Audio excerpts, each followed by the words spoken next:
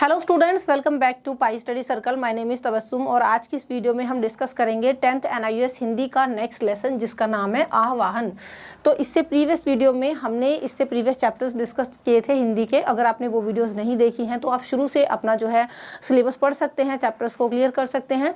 Description box में आपको इन videos के लिंक मिल जाएंगे, ठीक है। तो आह्वान बेसिकली एक पोएम है, यानी कविता है। तो इस कविता के जो हमारे काव्यांश हैं उनको हम पढ़ेंगे, किसने कविता लिखी है और इस कविता में क्या कहा गया है वो भी हम जानेंगे। प्लस इसके इंपॉर्टेंट क्वेश्चन एंड आंसर जिस तरीके से आपके एग्जाम में पूछे जाएंगे अपडेटेड सिलेबस के हिसाब से, पैटर्न के हिसाब से यहाँ पर हम आपको करवा रहे हैं। तो चलिए वीडियो को शुरू कर लेते हैं। अगर आप हमारे चैनल पर न्यू हैं तो सब्सक्राइब जरूर से कर लें, बेल आइकन को प्रेस कर लें। वीडियो हेल्पफुल लगे तो इसको एक लाइक और शेयर भी जरूर से कर दीजिएगा। बाकी अदर सब्जेक्ट्स भी आप हमारे चैनल से पढ़ सकते हैं, आप प्लेलिस्ट चेक कर सकते हैं और अपने दूसरे सब्जेक्ट भी क्लियर कर सकते हैं, ठीक है। तो देखो आह्वान जो है ना, ये पार्ट 4 है वैसे आपका, और ये कविता है। और इस कविता को किसने लिखा है? इस कविता को जो है इन्होंने लिखा है मैथिली शरण गुप्त जी ने, ठीक है। तो चलिए इसके अंदर देखते हैं कि ये क्या बोलते हैं। अब बेसिकली पहले मैं इसके बारे में आपको थोड़ा सा बता दूं। कविता ये कब लिखी गई थी? ये कविता तब लिखी गई थी जब हमारा देश गुलाम था, ठीक है, आज़ाद नहीं था। तो उस वक्त पर हमारे देश के जो लोग थे वो कहीं ना कहीं थोड़े डिसअपॉइंट हो रहे थे और वो भाग्य के भरोसे होते जा रहे थे कि अरे हमारे भाग्य में होगा, हमारी किस्मत में होगा तो हम आज़ाद हो जाएंगे, है ना। तो अपने देशवासियों को प्रेरित करने के लिए, उनके अंदर आज़ादी की एक भूख पैदा करने के लिए और आज़ादी के संघर्ष के लिए मेहनत करने के लिए आह्वान कविता लिखी गई थी, जिसमें आज़ादी के लिए प्रेरित किया था मैथिली शरण गुप्त जी ने, ठीक है। तो चलिए इसको हम देख लेते हैं। अब इस पोएम के 3 स्टैंजा हैं टोटल, मतलब 3 काव्यांश है। पहला जो काव्यांश है वो ये रहा, यहाँ से शुरू हो रहा है। इसके बाद दूसरा और तीसरा काव्यांश भी आपका आएगा। तो जब आपके एग्जाम में क्वेश्चन पूछे जाते हैं ना, तो इस तरीके से आपको एक काव्यांश दे देते हैं और उसमें कहा जाता है कि बताओ इसकी प्रसंग और व्याख्या बताइए आप, ठीक है। जैसे कि हमने दोहे पढ़े थे इससे प्रीवियस वीडियो में। तो प्रसंग में आपको बताना होता है कि भी ये कविता किसने लिखी है और इसमें क्या वो बता रहे हैं, मतलब ये वाला काव्यांश किसने लिखा है और इसमें वो क्या बता रहे हैं। और व्याख्या का मतलब कि हम इसी को डिटेल में जो है लिखते हैं सिंपल करके, ठीक। अब देखो यहाँ पर मैथिली शरण गुप्त क्या कह रहे हैं, जो हमारा पहला काव्यांश है उसमें वो कह रहे हैं कि बैठे हुए हो व्यर्थ क्यों, आगे बढ़ो ऊंचे चढ़ो। अब बैठे हुए हो व्यर्थ क्यों, ये किसके लिए है? ये भारतवासियों के लिए उन्होंने बोला था, ठीक है। आज़ादी से पहले भारतवासियों को प्रेरित करने के लिए जो है ये कविता लिखी गई थी। तो यहाँ पर मैथिली शरण गुप्त कह रहे थे कि भी अरे भारतवासियों तुम बैठे हुए हो व्यर्थ क्यों, मतलब ऐसे ही क्यों बैठे हो, आगे बढ़ो और ऊंचे चढ़ो, मतलब आज़ादी पाने के लिए आगे बढ़ो, चढ़ाई करो, है ना। देश की आज़ादी पाने के लिए संघर्ष में कूद पड़ो। है भाग्य की क्या भावना, अब पाठ पौरुष का पढ़ो, यानी भाग्य के भरोसे मत बैठो, भाग्य के सहारे मत लगे रहो कि किस्मत में होगा तो हम आज़ाद हो जाएंगे, नहीं तो नहीं होंगे। अब पाठ पौरुष का पढ़ो। पौरुष का मतलब कि अपनी जो बहादुरी है, अपना जो मतलब एक जज्बा है आज़ाद होने का, वो दिखाओ, है ना। तो यही कह रहे थे। है सामने का ग्रास भी मुख में स्वयं जाता नहीं। तो उसके लिए ना ये एक एग्जाम्पल दे रहे हैं मैथिली शरण गुप्त जी। ये कह रहे हैं मान लो आपके सामने थाली रखी हुई है खाने की और आप ऐसे हाथ पर हाथ धरकर बैठ जाओ और बोलो भाग्य में होगा, किस्मत में होगा तो खुद मुंह में आ जाएगा। अरे नहीं, आपके सामने खाना रखा हुआ है लेकिन उसको अपने मुख में डालने के लिए, पेट की भूख मिटाने के लिए आपको निवाला बनाकर खाना होगा। दैट मीन्स आपको हाथों का इस्तेमाल करना होगा। ऐसे ही आज़ादी आपके सामने रखी हुई है तो आप हाथ पर हाथ धरकर नहीं बैठ सकते और ये नहीं कह सकते कि किस्मत में होगा तो हम आज़ाद हो जाएंगे, नहीं। तो जैसे सामने रखा हुआ खाना भी खुद चलकर मुंह में नहीं आता, उसके लिए भी हमें निवाला बनाकर उसको खाना पड़ता है। उसी तरीके से आज़ादी भी आपके सामने है, जस्ट आगे बढ़ना है तुम्हें और उस आज़ादी को हासिल करना है, ठीक है। तो सामने का खाना भी खुद मुंह में नहीं जाता। हाँ, ध्यान उद्यम का तो तुम्हें तो भी कभी आता नहीं कि अरे तुम्हें तो जो है कभी उद्यम का ध्यान ही नहीं आ रहा, ठीक है। तुम्हें जो है कठिनाइयों को पार करके आगे बढ़ाने का ध्यान कभी आता ही नहीं है। तुम तो केवल भाग्य के भरोसे होते जा रहे हो कि तुम आगे बढ़ो और ऊंचे चढ़ो। तो इसमें वो यही कह रही हैं। चलिए अब देखो इसी चीज़ को हम यहाँ पर देख लेते हैं। प्रसंग में आप बताएंगे कि ये कवितांश भारत भारती से लिया गया है, जिसमें मैथिली शरण गुप्त ने 1912 में लिखा गया था ये। इसमें कवि ने अंग्रेजों के अत्याचार और भारतीय कारीगरों की बेरोजगारी पर चिंता व्यक्त की, ठीक है। भारतीय कारीगरों की बेरोजगारी पर और जो अंग्रेज अत्याचार कर रहे थे उस पर इन्होंने चिंता व्यक्त की। वे देशवासियों को मेहनत और संघर्ष खर्च करने के लिए प्रेरित करते हैं ताकि वे अपने हालात खुद बदल सके। व्याख्या क्या है कि हे भारतवासियों, यही तो कह रहे थे हो कि अरे भारतवासियों तुम खाली क्यों बैठे हो, अगर तुम अपने दुखों से छुटकारा पाना चाहते हो तो उठो और सफलता हासिल करो। जीवन में कुछ बड़ा करने के लिए आगे बढ़ना और मेहनत करना जरूरी है। भाग्य के बदलने या हालात के सुधरने का इंतजार मत करो, क्योंकि परिस्थितियां यानी आपके हालात जो है वो खुद नहीं बदलते, आपको उनको बदलना पड़ता है। कवि एक उदाहरण देकर इसको समझाते हैं कि अगर तुम्हारे सामने खाना रखा है तो अपने आप वो खुद मुंह में नहीं जाएगा, उसे हाथ से उठाकर खुद खाना पड़ेगा। इसका मतलब ये है कि हर चीज़ के लिए मेहनत तो करनी पड़ती है। हमें अच्छी तरह पता है कि मेहनत करने से ही सफलता मिलती है, फिर भी हम परिश्रम से बचते हैं, मेहनत से बचते हैं। आज हम जहाँ भी पहुँचे हैं वहाँ हमारे पूर्वजों की कड़ी मेहनत का ही नतीजा है। ठीक है, उन्होंने पहाड़ों को काटकर रास्ते बनाए, असंभव कामों को भी संभव कर दिखाया। और कवि का संदेश साफ है कि अगर कठिनाइयों को हराना है तो आलस्य को छोड़कर यानी आलस में मत पड़े रहो, मेहनत करो। आलस्य हमारे शरीर के अंदर छिपा सबसे बड़ा दुश्मन है जिससे हमें बचना चाहिए। ठीक है, तो ये इस वाले हमारे काव्यांश की क्या है, ये व्याख्या है। तो अच्छा, आई होप आपको ये समझ में आ गई होगी। आप यहाँ पर देख सकते हैं इसको, ये रही। चलिए अभी अगली देखेंगे हम अगले काव्यांश में वो क्या कह रहे हैं। ठीक, तो इसी कविता को आगे बढ़ाते हुए मैथिली शरण गुप्त जी क्या कह रहे हैं हमसे कि जो लोग पीछे थे तुम्हारे बढ़ गए हैं और बढ़ रहे हैं। ठीक, जो लोग पीछे थे तुम्हारे वो बढ़ गए हैं और बढ़ भी रहे हैं। पीछे पड़े तुम दैव के सिर दोष अपना मढ़ रहे, पर कर्म तैल बिना कभी विधि दीप जल सकता नहीं है। दैव क्या सांचे बिना कुछ आप ढल सकता नहीं। देखो कितनी अच्छी बात उन्होंने कही है। यहाँ पर वो ना भारतवासियों को एक एग्जाम्पल दे रहे हैं कि जो देश तुमसे पीछे थे वो तुमसे आगे बढ़ गए हैं और अभी भी बढ़ रहे हैं। ठीक है, यानी जो देश कभी जो है विकसित नहीं थे वो विकसित हो रहे हैं, आगे बढ़ रहे हैं, और तुम वहीं के वहीं हो अभी भी। ठीक है, बढ़ गए हैं काफी देश और बढ़ भी रहे हैं, और पीछे पड़े तुम दैव के सिर। दैव का मतलब ऊपर वाले के, भगवान के जो है तुम उनके दोष सब मढ़ रहे हो कि भाई हाँ ऊपर वाले ने हमारे साथ ये किया, वो नहीं किया, हमें आजाद नहीं किया, हमें आजादी नहीं दिलाई। तो तुम तो अपना सब कुछ जो है दैव के सिर दोष, अपना दोष तुम ऊपर वाले के सर पर मढ़ रहे हो।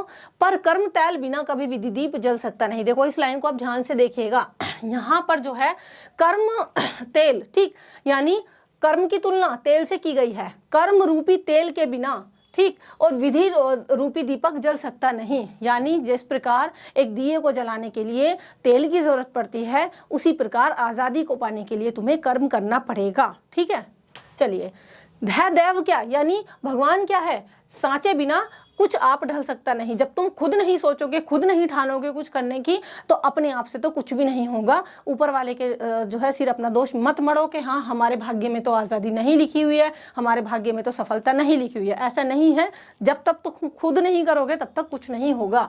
चलिए, तो देखिए यही है प्रसंग की ये कविता भारत भारती से ली गई। प्रसंग में तो आप वही चीज़ बताओगे ना जिसे राष्ट्रीय कवि मैथिली शरण गुप्त ने लिखा है, और ये रचना 1912 में लिखी गई थी जब हमारा देश अंग्रेजों का गुलाम था। अंग्रेजों ने भारतीय बाजारों को अपने सामान से भर दिया था, जिससे हमारे देश के कारीगर जो है ना वो बेरोजगार हो गए थे उस टाइम पर। कवि को ये डर था कि कहीं भारतीय लोग भाग्य के भरोसे ना बैठ जाएं और कुछ करना बंद ना कर दें, इसलिए उन्होंने इस कविता के जरिए देशवासियों को जागरूक करने की कोशिश की। अब इसकी इन्हीं लाइंस की हम यहाँ पर व्याख्या देख लेते हैं। कह रहे हैं कवि के प्यारे देशवासियों, दुनिया के कई देश जो पहले बहुत पीछे थे वो आज बहुत आगे बढ़ चुके हैं। ठीक है, इसका कारण ये है कि उन्होंने मेहनत की और वो आगे बढ़े। लेकिन तुम भाग्य के भरोसे बैठे हो, मेहनत नहीं करते, जब सफलता नहीं मिलती तो भाग्य को दोष देने लगते हो, तो ये बात तो गलत है ना।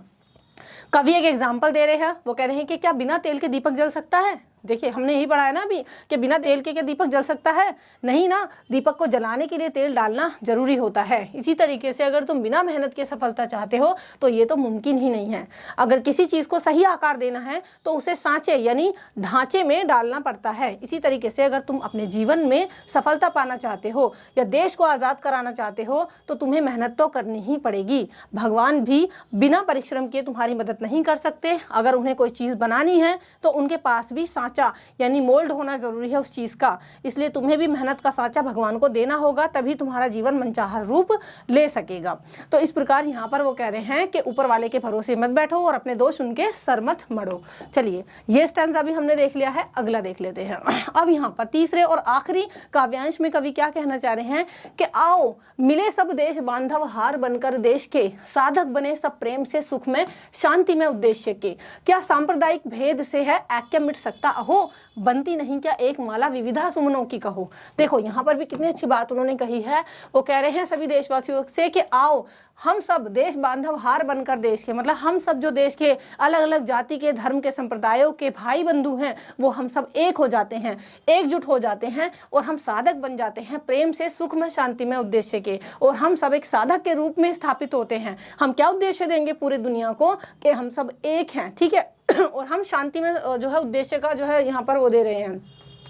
ये जो हमारा सांप्रदायिक भेद है, यानी हम अलग अलग जाति के, संप्रदायों के, है ना, प्रजाति, मतलब सब अलग अलग प्रकार के लोग हैं, क्या हम इस भेद को या किस अलगाव को हम मिटा नहीं सकते?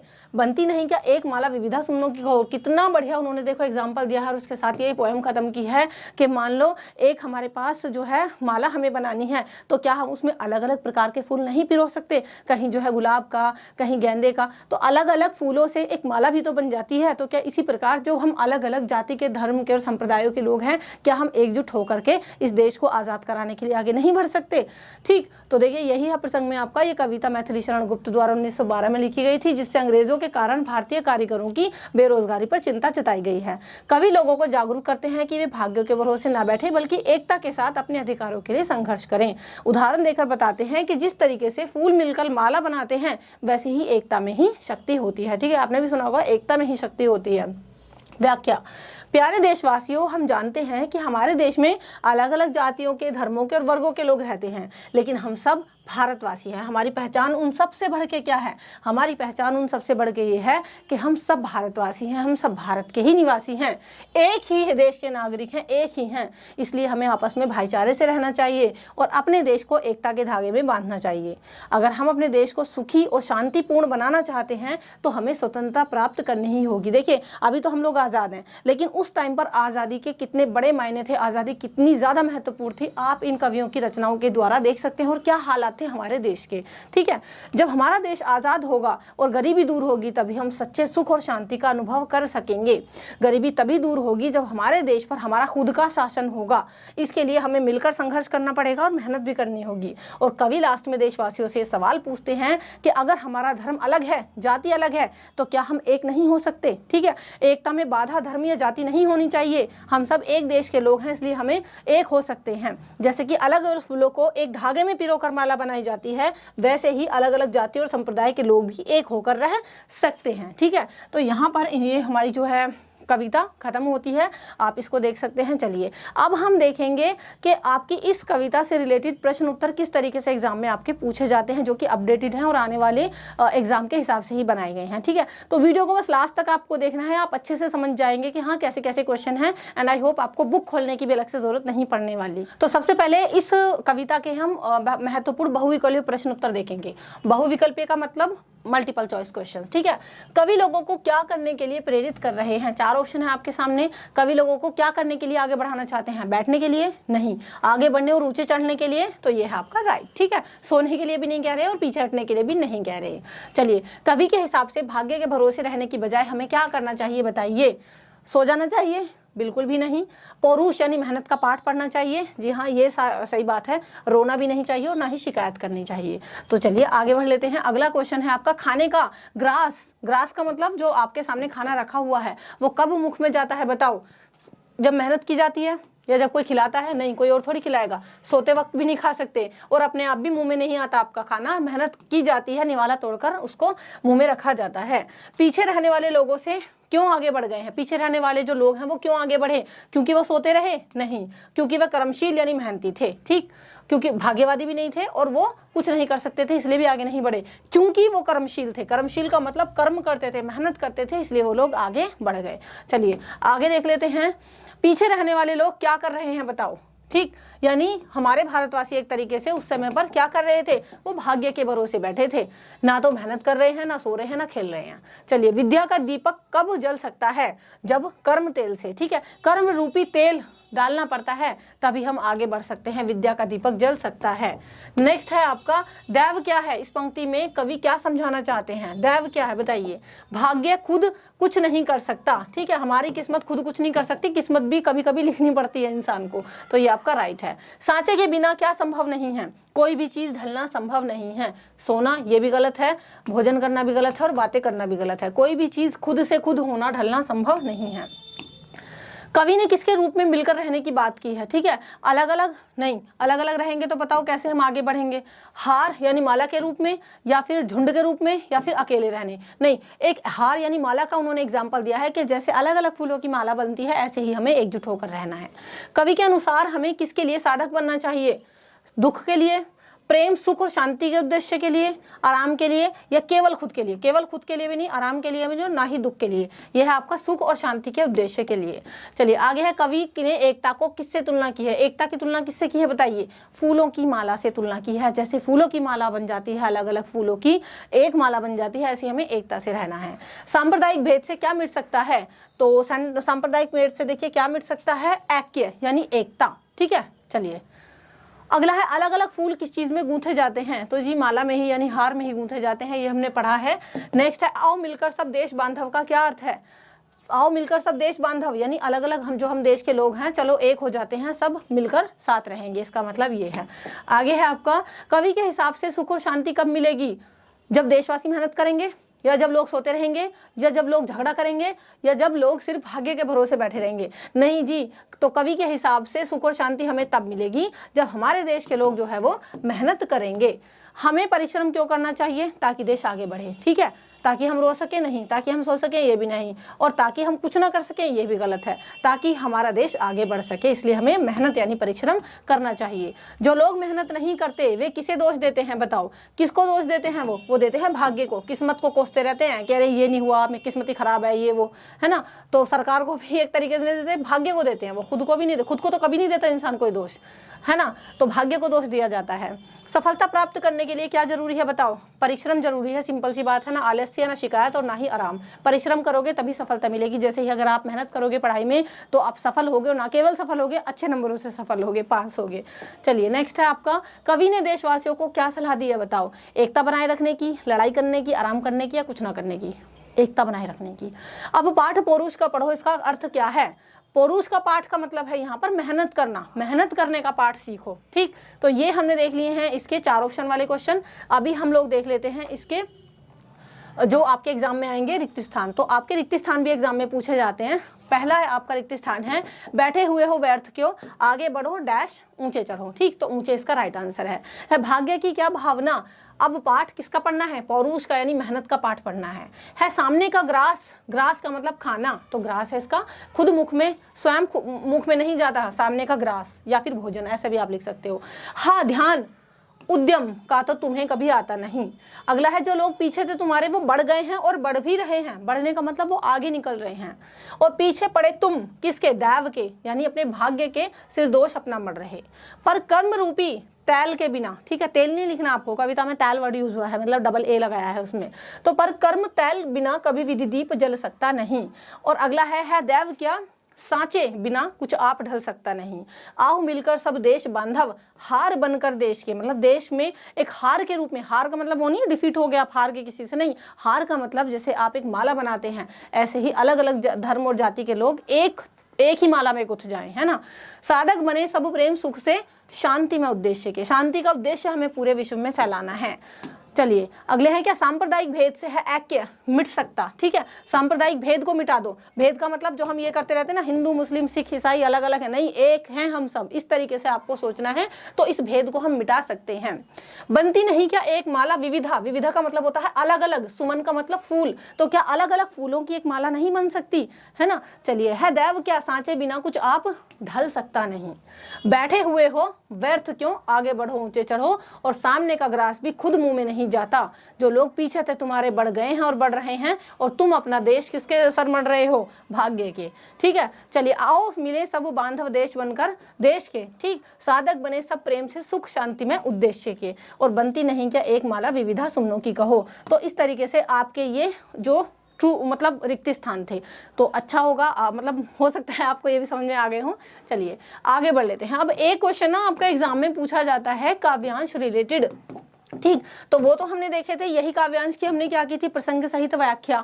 अब इस तरीके का एक क्वेश्चन आपके एग्जाम में आता है कि एक काव्यांश दे देंगे इस प्रकार का कि भाई इसका आपको काव्य सौंदर्य स्पष्ट करना है, ठीक है। काव्य सौंदर्य में भी आप पहले बताएंगे काव्य के पाठ और कवि का नाम आपको बताना है कि इस काव्यांश के जो किस पाठ से लिया गया है और इसके कवि कौन है।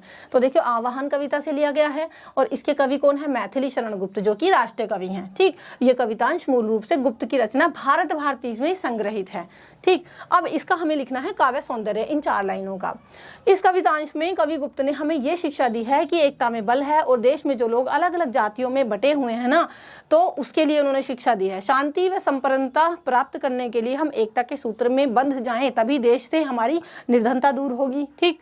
जैसे अलग अलग फूलों को एकत्र करके माला पिरोई जा सकती है, उसी तरीके से हम अलग अलग जाति धर्म के लोग भी एक होकर देश को स्वतंत्र करने में एक महत्वपूर्ण योगदान दे सकते हैं और इसमें उदाहरण अलंकार है।